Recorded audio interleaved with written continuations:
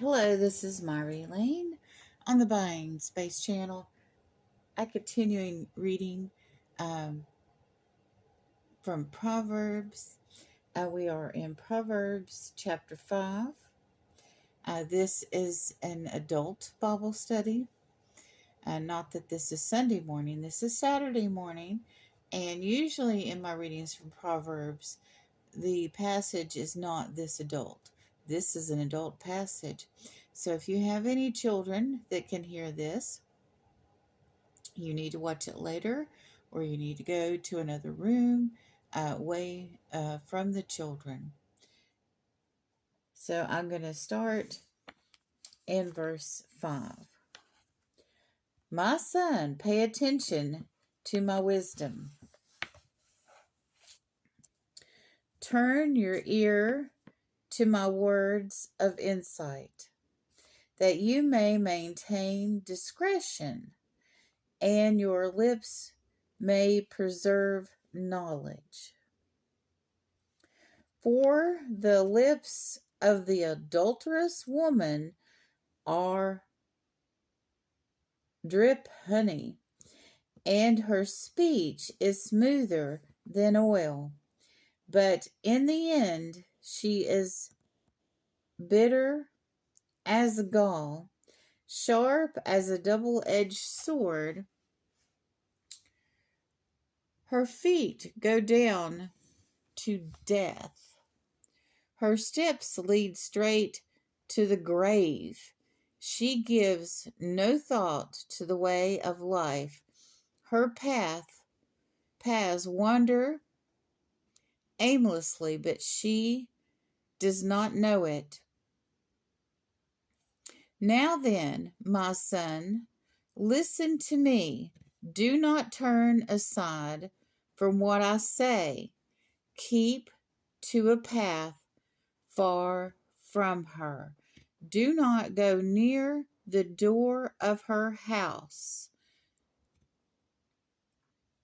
lest you lose your honor to others and your dignity to one who is cruel.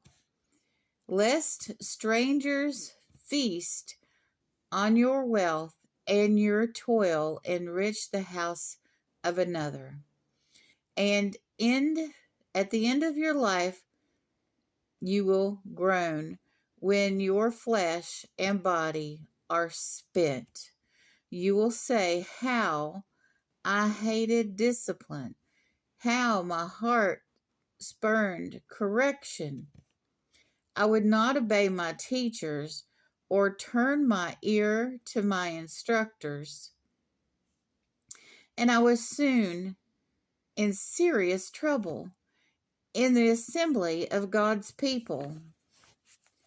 Drink water from your own cistern. Yeah, that song, Don't Go Chasing Waterfalls. So appropriate here. Running water from your own well. Should your springs overflow in the streets and the streams of water in the public squares, let them be yours alone, never to be shared with strangers. Stay your fountain to be blessed. May your fountain be blessed, and may you rejoice in the wife of your youth. Loving doe and graceful deer, may her breast satisfy you always. May you ever be intoxicated with her love. Why, my son, be intoxicated with another man's wife? Why embrace the bosom of a wayward woman? For your ways are full view of the Lord, and he examines your paths. The evil deeds of the wicked ensnare them. The cords of their sins hold them fast. For the lack of discipline, they will die, led astray by their own great folly. I believe people that are married, like that are high school sweethearts, that are married, that stay married forever, are so blessed. And whatever they build together, they build together. I mean, people have losses in life. There are floods and deaths and funerals you have to pay for. All of those things can be a stumbling block in life. But if you have a spouse that's partnered with you, there's not that great, um, if you commit adultery, you don't stay faithful, it leads to divorce. And then you have to split everything you have. And it not only hurts you, it hurts your children, it hurts your family, it hurts everyone, because you can't work as that team anymore. They say that parents, once they divorce, are supposed to work together to take care of the children. That rarely works. So the funny thing I think about this passage was it was written by Solomon, and it is very wise. But Solomon had 1,000 women. Now, he had 1,000 legal women as king. In his culture, he could marry as many times as he wanted as king, and he could make concubine contracts with many women as he wanted. And he had 700 wives and 300 concubines. And he knew about wayward women. Women were coming at him like water rushes over a dam after a flood. Solomon must have been a very good looking king, in addition to being king. So he had a lot of women come after him. I've witnessed good looking men in the past, and I've had opportunities with good looking men. And actually, I turned one down and I said, somebody asked me, why, Myra, why a girlfriend? And I'm like, I can't handle the competition. We live in a society where, I believe in one man, one woman. That's our law here in our country, in the United States. Some people in Utah have gotten in trouble with that. But other women would have been relentlessly trying to take this man away from me. I did not want that. That's not happiness. They sometimes say that happiness is an ugly woman, in that if you have a woman that's not physically desirable to other men, that you have peace in knowing that you have fidelity in the relationship. And that works with a woman dating a good looking man as well. So I think that's why good looking people end up with good looking people, and average people end up with average people. And here's another thing, it says, don't go near her door. What's the modern version of that? Don't click on that website. Porn is ungodly. I was married to a man with a porn addiction, and I felt betrayed every time he watched one of those gross movies, every time he satisfied himself with a magazine. I'll tell you what that does in a relationship.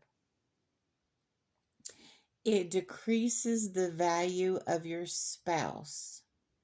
If you are getting satisfaction, not with your spouse, but by other means.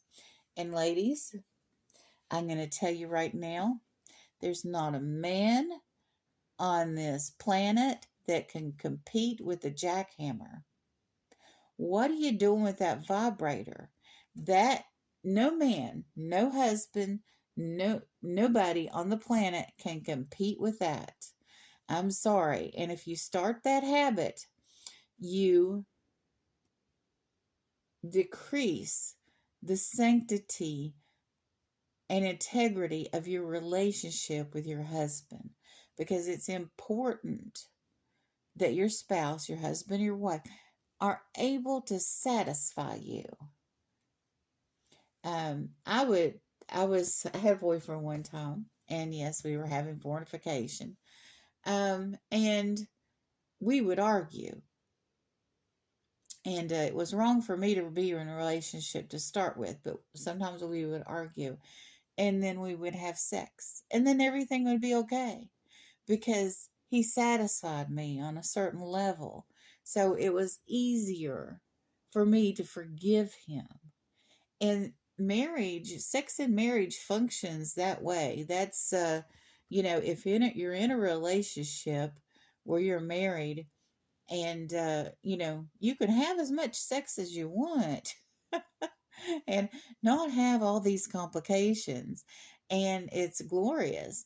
But it's designed, coupleton is designed to, for you to all to be able to work together to get things done and to raise children, but also it's designed to help in the relationship. Now, the relationship should not be about lust, it should not be about sex, but sex is part of that relationship. It's almost a spiritual part of that relationship because of the two becoming one, and it's a beautiful thing. And if you watch porn or if you use tools or if you cheat, all of that diminishes the power of that unity. As soon as you betray that unity, it's very hard to get it back. It's just like, well, you know how finicky men's organs can be.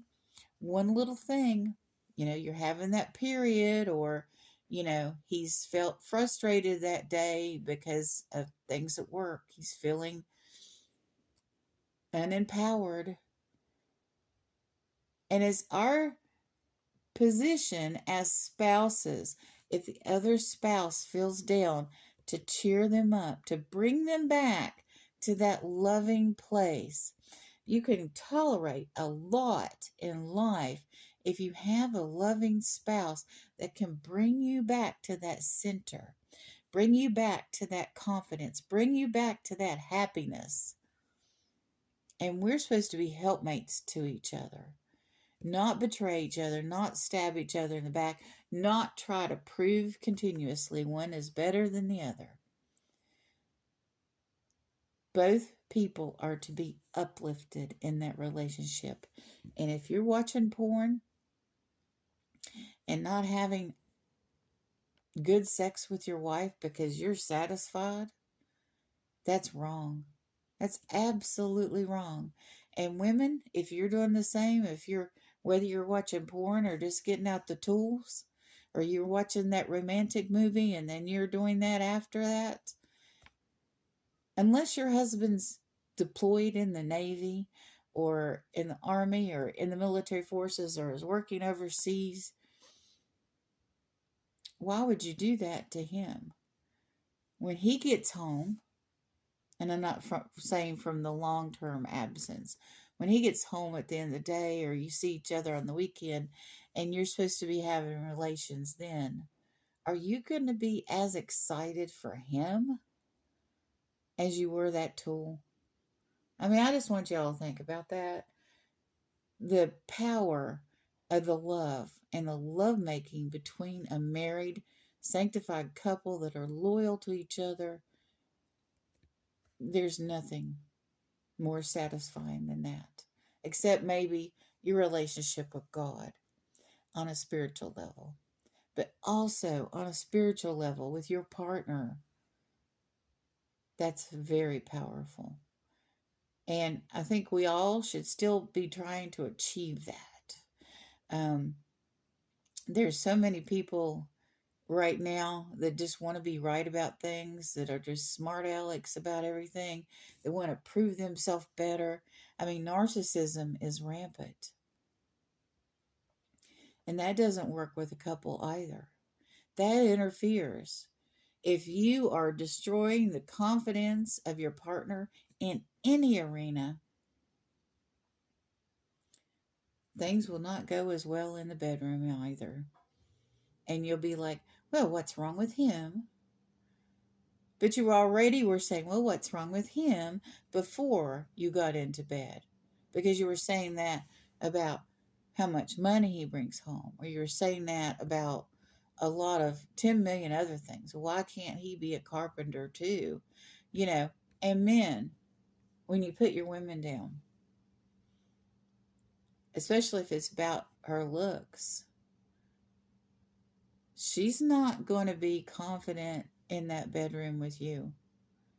You are going to destroy the very thing you want.